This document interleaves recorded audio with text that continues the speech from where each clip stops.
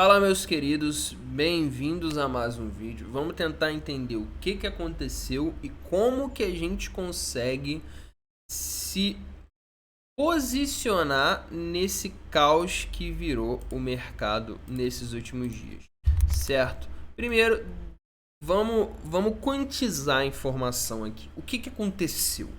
Quais foram os pontos? Bom, depois das duas declarações do Jerome Powell, a gente pode dizer que a casa que já estava caindo terminou de cair. Eu vou mostrar algumas notícias, vou colocar todas essas notícias na descrição desse vídeo. Se você quiser, tiver tempo, você dá uma olhada lá e ler. Então, quer dizer, primeiro começou com a queda da Silvergate. Depois disso, né, quando a gente teve problema com a Silvergate, outros bancos começaram a sinalizar problemas também nos Estados Unidos, certo? Como mostra essa outra notícia aqui do Cointelegraph. Então, quer dizer, bancos começaram a falir, Silvergate foi de vala, baleias começaram a retirar, a gente começou a ver muito outflow de corretoras, na verdade muito inflow de criptoativos para depois outflow de dólares nas corretoras.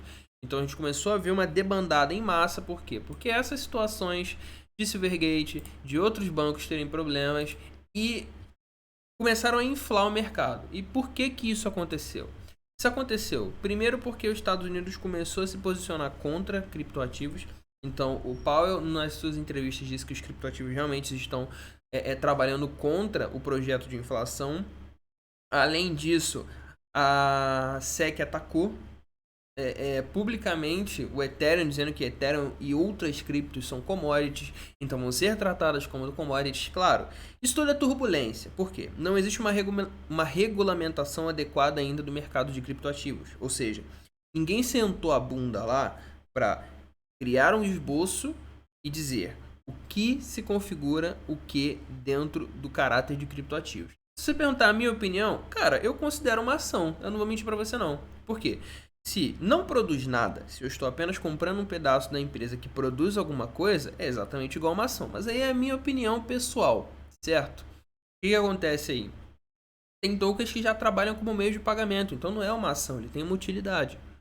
Outros que você desbloqueia coisas dentro da própria plataforma, então também não é uma ação, tem uma utilidade. Então acho que tudo isso tem que ser sentado, pensado, esboçado, para aí sim o governo ir lá e falar alguma coisa a respeito. Mas não, eles quiseram falar antes de entender.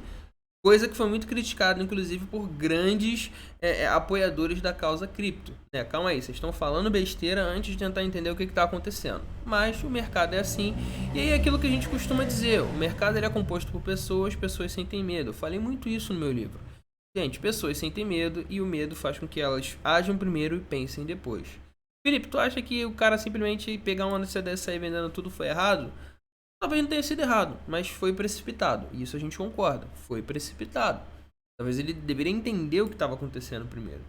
Certo? Essas notícias aqui, quanto as autoridades do EL considerarem o Ethereum uma commodity, os impostos que os Estados Unidos querem propor sobre as empresas de mineração de aumentarem o custo de energia dela em 30%, né, baleias, bancos falindo, tudo isso chega num momento crítico, onde o Fed simplesmente aparece lá e fala, olha só, nós não conseguimos controlar a inflação, então nós vamos ter que aumentar ainda mais a taxa de juros. Não acha um pouco cômodo, gente?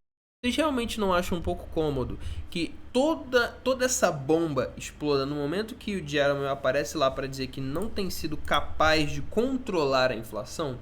Para mim, nada mais é do que usar essas outras notícias como background para a incapacidade dele de fazer o que deveria ser feito. Mas isso é a minha opinião, né? Os dados são que todas essas coisas aqui contribuíram para o medo no mercado. E quando o medo invade o mercado, coisas como essa acontecem. Para você entender, o panorama atual do mercado de criptoativos é esse. Temos muito medo sendo diluído entre nosso querido e amado Bitcoin. Deixa eu ligar o MACD rapidinho. Certo? Nesse cenário, a gente parte para a análise gráfica. Conforme eu disse para vocês, antes de tudo, nós fechamos as nossas operações abaixo disso aqui e estamos aguardando para reentrar. Nesse momento aqui, que nós tivemos essa belíssima operação, a gente vai falar sobre ela, eu entrei apenas em operações em mercados futuros, né? Eu estou operando só ali o diário, às vezes posso até comprar no spot, mas é a compra e vende no mesmo dia, eu não estou segurando nada, né? Só as operações de hold. As coisas de hold que nós compramos aqui embaixo, que nós compramos aqui nesse fundo, elas não foram mexidas e não serão mexidas, elas são para 2025. Grande dica que eu vou dar aqui, observe a range que você está operando. Felipe, eu comprei para vender no próximo topo histórico do Bitcoin, então para de ficar olhando aquela posição de dia todo dia. Porque um dia ela vai estar acima, outro dia ela vai estar abaixo, outro dia ela vai estar acima, outro dia ela vai estar abaixo, mas você não comprou ela para ficar olhando isso. Você comprou ela para vender em 2025. Então deixa para 2025, meu filho. Tira ela da tua carteira e esquece que ela existe. Agora, o que você comprou para operar agora, esse sim você precisa ficar olhando diariamente, que é o que eu faço também, né? Eu tenho múltiplas posições, eu canso de falar para vocês. E agora, olhando gráfico como um todo, o que a gente tem? A gente tem primeiramente a perda do Super Trend, que foi há 2 dias atrás, o que em si já foi o principal indicador para a gente fechar. Eu tinha dito para vocês que, mesmo ele fazendo topos e fundos descendentes, ele tinha feito um U acima do Super Trend e tínhamos um indicador de que a base do Super Trend ia segurar, até porque essa região aqui era uma região de extremo suporte. Entretanto, deixa eu ver se consigo uma corzinha melhor aqui. Não, tá bom, deixa isso aqui assim mesmo. Entretanto, o que aconteceu? A gente perdeu a base do Super Trend no mesmo dia que perdemos o suporte de muita força. Perdemos o outro suporte aqui. Ele saiu lambendo tudo. Com ódio, raiva e rancor, ele só saiu perdendo tudo, claro. Porque aqui foi as falas do Powell sobre o mercado. Que ele acusou os criptoativos e que ele disse que as taxas de juros possivelmente ficariam altas por mais tempo. Felipe, e o que tu acha sobre as taxas de juros ficarem altas por mais tempo? Eu acho que atrasa o nosso cenário, mas não invalida. Por quê? Daqui a 2 meses, todo mundo já vai ter esquecido disso. Foi o que aconteceu nas últimas reuniões. A gente tem uma reunião agora em março, se não me engano, né? Se não me engano, dia 15 de março. Deixa eu dar uma olhada aqui. Trading Economics. Eu acho que é agora, dia 15 de março. Calendário. 13, 14 aqui, ó. Eu acho que é isso aí mesmo, dia 15 de março. Michigan, acho que é dia 15 de março. Vou deixar na descrição de qualquer forma aqui, pra gente não perder tempo aqui. O que acontece? A próxima reunião, ou é dia 22? Ah, não, aqui ó, dia 22, tá aqui. Dia 22 de março é a próxima reunião do Federal Reserve para aumento de taxa de juros. Então, o que acontece? Ele vai lá, aumenta a taxa de juros a 0,5 pontos base, bota a culpa no mercado de cripto, bota a culpa nesse monte de outros mercados que são emergentes e pronto, sai pela tangente como grande herói nacional. Pelo amor de Deus, né? Mas o que acontece? Nesse cenário aqui, a gente tem essa problemática. Eu não acredito que nós deixaremos de manter o nosso ciclo de alta. Porque querendo ou não, o halving é só ano que vem. A gente tem 1 ano para ter uma melhora no mercado acionário e a gente ainda tem 100% de alta para seguir. Então, eu acredito veementemente que esse primeiro semestre é para isso, vai aumentar 40, 50 pontos base nessa reunião desse mês, o mercado vai sangrar mais um pouquinho, mas depois ele volta a subir, o que nos leva ao período gráfico. E por que ele volta a subir, Felipe? Lembra do principal, o mercado tem memória curta. Quantas vezes a gente já conversou aqui sobre coisas como essa? O mercado tem memória curta. Meu Deus, o mundo tá acabando, um monte de empresa falindo, vende tudo. Do nada o pessoal esquece e volta a subir. E eu acho que vai ser exatamente esse evento aqui, tá? Uma queda em V. Por isso, vamos à análise gráfica, porque você que me acompanha precisa ter noção disso aqui. Vamos lá. Por que eu acho que é uma descida em V, primeiramente? O caos vai ser instaurado ao ponto que todo mundo vai sair desfazendo dos seus ativos e em um belo momento alguém vai se perguntar, mas por que a gente tá vendendo? E ele volta a subir de novo. Nesse cenário aqui, eu acredito veementemente que pode acontecer o seguinte. Como a gente perdeu esse fundo aqui, ele é o nosso próximo ponto de resistência. Não tem jeito. Essa zona aqui de negociação entre esse fundo anterior e esse fundo aqui é a nossa zona de resistência. Então, entre 21.000 e 21.500 é a nossa resistência atual. Não tem desenrolo quanto a isso. O que implica dizer também que nós podemos ver algo como esse, sim. Tocar nessa zona aqui continuar caindo. Eu estou esperando um toque nessa zona aqui, fecha com candle de reversão. Na verdade eu estou olhando 4 horas, eu não vou mentir para vocês, o 4 horas ele vai aparentar isso bem melhor. Aqui no 4 horas ele vai lá, vai fazer a alta, buscar a zona dos 21.000, 20.800, alguma coisa próxima a isso aqui, deixar um candle de reversão pra gente, e aí sim a gente vai shortar isso aqui com muita raiva. Por quê? Porque é bom. Nesse momento a gente segue aquele padrão técnico que eu cansei de falar para vocês durante o livro. A gente atua a favor da tendência. Se o mercado está olhando para baixo, a gente vai olhar para baixo junto com ele. Se o mercado está abaixo das médias, certo? O mercado está abaixo das médias. Um super trend negativo, nós queremos oportunidades de shortar o mercado. Está abaixo das duas médias, tanto a 12 quanto a 21. Está abaixo do super trend, eu não quero pensar em comprar. Eu quero pensar em vender. Eu posso até fazer operações de compra. Quando? Quando a gente tem isso aqui, ó. Esse espaçamento entre as médias. Por quê? Outra coisa que eu falei no livro. O preço sempre retorna à média. Ele sempre retorna à média. Então, se você pegar um distanciamento grande o suficiente do preço, ele sempre vai retornar à média. Às vezes em linha reta, às vezes não dá uma operação, mas às vezes dá operação. Então, ele sempre retorna à média. E aí é o que eu estou esperando agora. Ele dá uma retornada até a média, retornando a média, ele deixa um candle de reversão ainda abaixo da média, e o que a gente faz aqui? Ele shorta com raiva o mercado esperando uma nova queda, porque dia 22 é logo ali. O problema é que antes de cair ele pode subir. Ele pode entregar uma alta, pode lateralizar aqui, pode até enganar todo mundo para quando der dia 22 o mercado vir abaixo. Isso pode acontecer por quê? Porque as corretoras elas vão querer manipular o mercado para gerar liquidez, porque elas sabem que vão ter outflow, ou seja, elas sabem que vão ter retiradas de criptoativos de dentro das suas corretoras, elas precisam ter liquidez para bancar o pessoal que vai vender no desespero. E da onde que vai sair essa liquidez deles? De gente que vai operar errado. Gente que vai operar errado vai pagar a saída de gente que vai sair no desespero. A corretora está ali regendo a orquestra do caos. No diário, a gente deixou esse belíssimo candle de reversão aqui, certo? Onde nós tivemos o rompimento do topo dele, então deu uma operação aqui, stopzinho no fundo dele. Obviamente, operação até grande, eu não gostei muito dessa operação, ficou com um stop muito grande. Mas a gente está olhando ali pelo menos alguma coisa próximo a 21.000, 20.800 para fechar essa operação e pensar em shortar, certo? Não é operação para a gente segurar, não é operação para a gente casar. E se fechar o candle de hoje, esse candle que está se formando agora, abaixo dessa linha aqui na zona dos 20.365, a gente já fecha a operação, porque simboliza que ele vai lateralizar, ele não vai continuar subindo. Para que haja uma continuidade de alta, ele precisa fechar acima disso aqui, para que nós mantenhamos a nossa operação buscando o quê? O retorno à média. A média vai caindo, vai chegando aqui, a outra média vai caindo, vai chegando aqui, o gráfico sobe aí 2 ou 3 dias, toca na média, fechamos a nossa operação de long, e aí o que a gente quer? Um short para a gente segurar por mais tempo. Aqui a gente está fazendo uma operação de extremo risco pensando em retorno à média.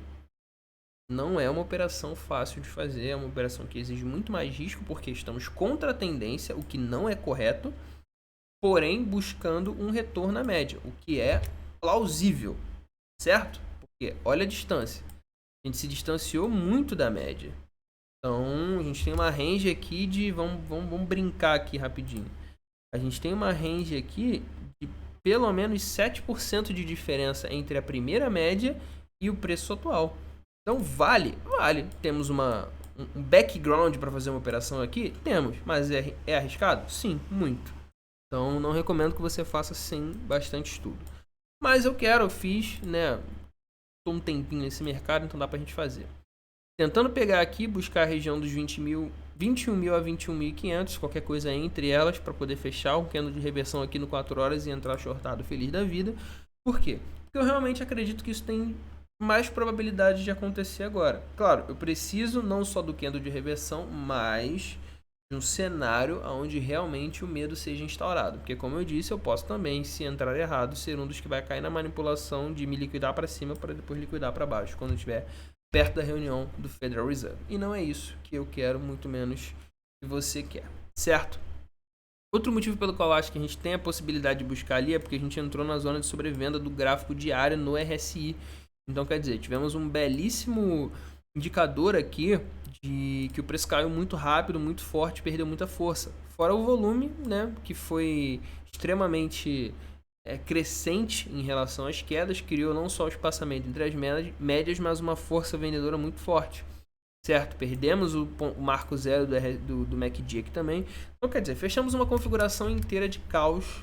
Por isso que eu só quero chegar até a média ou próximo dela para shortar novamente, porque realmente o gráfico ficou muitíssimo feio, certo? Vamos dar uma olhada rapidinho aqui no SP500. O SP500 foi pior ainda, cara. Ele fechou uma configuração queda, fundo descendente, né, tendência de baixa. O que configura um fundo descendente? Ou melhor, o que configura uma tendência de baixa? Primeiro você faz um topo inferior ao topo anterior, né? Então você faz um topo descendente. Você confirma quando você perde o fundo. Fez um topo descendente, depois foi lá e perdeu o fundo. No momento que perdeu o fundo, confirmou uma tendência de baixa que já era, obviamente, desenhada há muito tempo atrás. E agora, Felipe? E agora a gente vai olhando para as próximas zonas de suporte. A primeira delas começa a partir de 3.780 aqui, né? Mais ou menos. A próxima, mais aqui embaixo, próxima zona dos 3.600. E é o que a gente tem, mais ou menos aqui. Felipe, vai tocar essas zonas? Acho que sim. Não sei se agora. Talvez a gente tenha aqui um repique na segunda e na terça para dar um engana bobo, faça um novo topo descendente e continue caindo. Porque geralmente esse tipo de impulsão aqui é uma impulsão tripla. Ele cai a primeira vez, cai a segunda, cai a terceira e aí ele reverte. Tem analista gringo, eu acompanho muito analistas de ações, tanto do Brasil quanto do mundo. A maioria deles já estão precificando o SP500 próximo à zona dos $2.500, que foi justamente esse fundo aqui feito em 2018 e depois reconfirmado no Covid, certo? Muitos analistas gringos estão esperando que que o SP500 atinja essa zona aqui dos 2.500. Felipe, você acha que isso vai acontecer? Cara, eu acho que pode, que vai, eu não acredito não. Porque quando todo o mercado acredita em uma mesma coisa, geralmente acontece o contrário. Então, como a gente tem uma quantidade absurda de grandes analistas, de grandes casas, precificando 2.500, eu acho que não. Talvez ele chegue até mais ou menos aqui 3.300. Mas eu acho que 2.500 não. Mas, obviamente, o que eu acho tem pouco impacto, certo? No que o SP500 vai fazer. O que importa é que nós criamos estratégias para, se chegar lá, a gente saber o que fazer. E o que vai ser? Basicamente, ver o Bitcoin derreter até a região dos $10.000. Aí ele vai derreter até lá. Não tem jeito. Se buscar 2.500 do RSI, vai derreter até lá. Mesmo que isso seja contraproducente. Porque, lembra do que eu falei, nunca aconteceu um evento de perda do RSI. Por isso que eu disse que a gente pode ter uma queda em V, porque buscou lá, tocou 10.000, SP500, 2.500.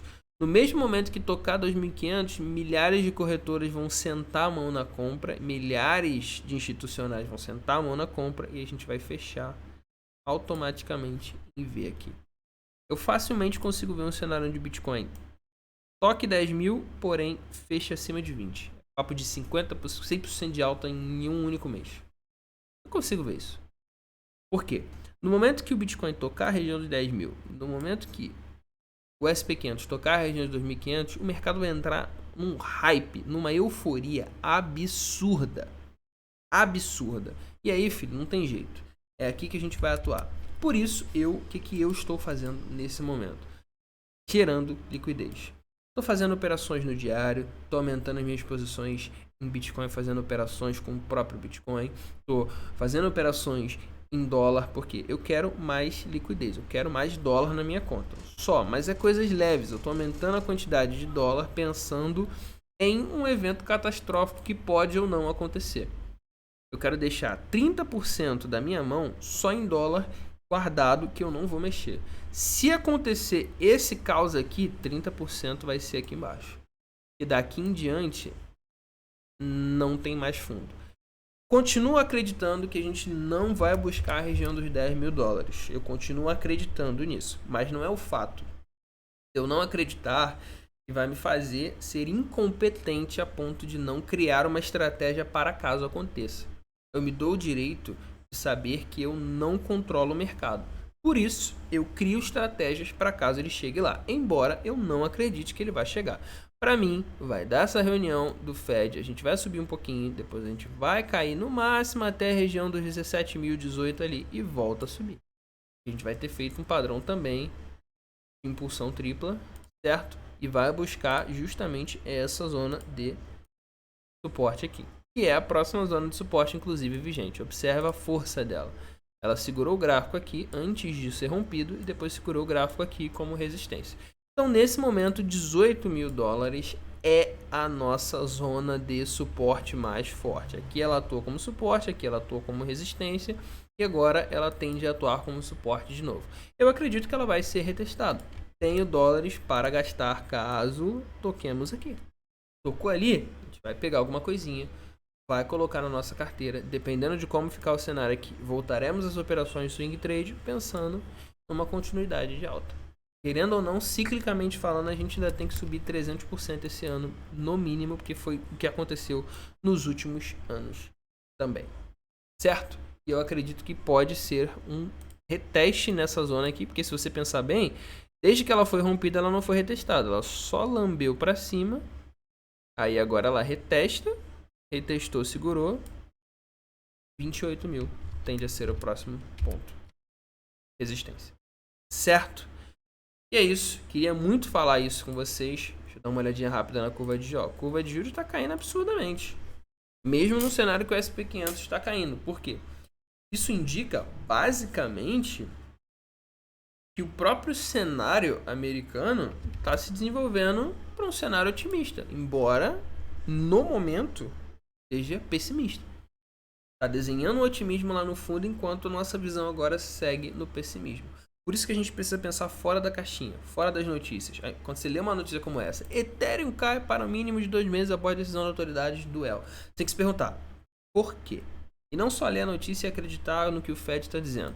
Quando você se pergunta por quê, você entende, pô, o cenário está tão ruim que o Fed está querendo só culpar alguém pela incapacidade de controlar a inflação. E aí esse alguém, obviamente, vai ser o mercado de cripto. Por quê? Porque ninguém controla ele. Então é mais fácil culpar alguém e não vai ter como se defender. Certo? O vídeo ficou muito longo, mas a gente falou de conceitos gráficos, de conceitos fundamentalistas. Montei uma estratégia para vocês que pode acontecer do gráfico tocar a região dos 18 mil e a gente gastar um pouquinho de dinheiro. E deixei vocês a par de que podemos ir a 10 mil. Sim, acredito que vai ir? Não, mas temos uma estratégia. Aumentar as nossas quantidades de USDT pensando em caso bata 10 mil, nós compremos, porque se bater 2.500 do SP, Bitcoin vai a 10 mil, o mercado vai entrar numa euforia absurda. Eu vou estar dentro dessa euforia e você vai estar lá comigo também, certo? Para você fazer o que eu faço, para você entender tudo que a gente conversa aqui sobre criptoativos, meu livro está também na descrição desse vídeo aqui. Você pode entrar, vai adquirir ele, você vai ter acesso a mais de 10 horas de vídeo, né? Isso a gente ainda tá postando, então ainda tem, sabe Deus quantas horas para entrar, e você vai entender tudo sobre como operar nesse mercado. Você vai sair de lá com um entendimento exponencial de como ganhar dinheiro com criptoativos. Certo?